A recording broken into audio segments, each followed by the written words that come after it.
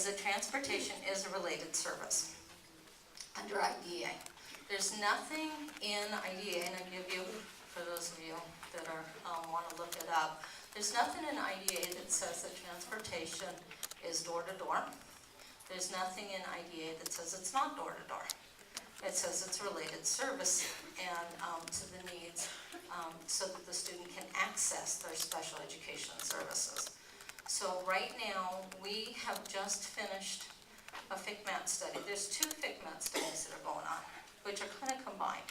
One is transportation, and the piece of that, they're also studying the general ed part of transportation, not just special ed, but they are looking at special ed.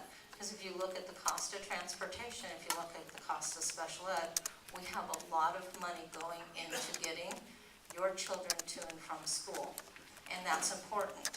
But we want to look at that part of transportation that's a required service, and that part of transportation that perhaps could be a cost savings for the district.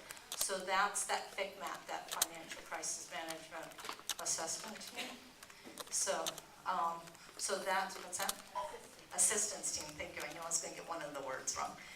So that's that part of the study that they're looking at. The next part of the study is the special ed piece. So they have finished their interviews, they finished collecting records around transportation. What they have not done is a written report. We were hoping to have that for tonight's meeting so we could give you really specifics, and the superintendent was hoping to have that. We don't have specifics, but what we can say is that there's going to be some recommendations out of that study that will impact transportation in regards to special ed. What we can also say is that those impacts will still be IEP driven. They will still be, you'll still be informed about them. So, so we are going to need to communicate with you any changes to transportation as a result of that study. So right now, from talking to council and talking to the superintendent, they're waiting to look at the recommendations.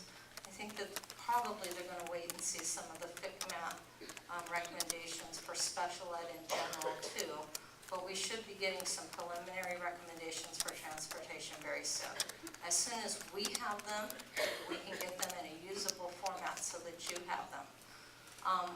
I would be remiss in saying that you should prepare for changes to transportation without making you be alarmed. Let's just put it that way.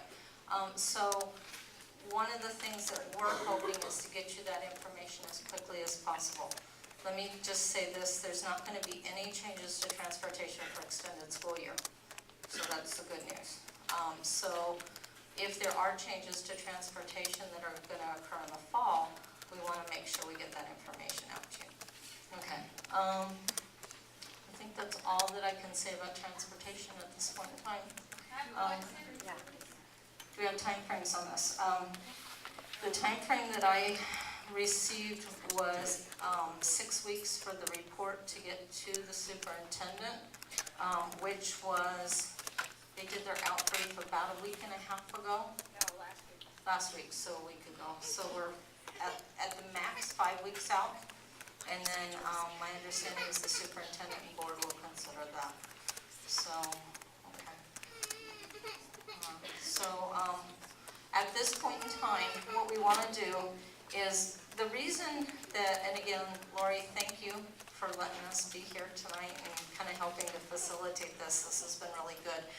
Kind of, what's, oh, my name is Carolyn Patton. Okay, yeah.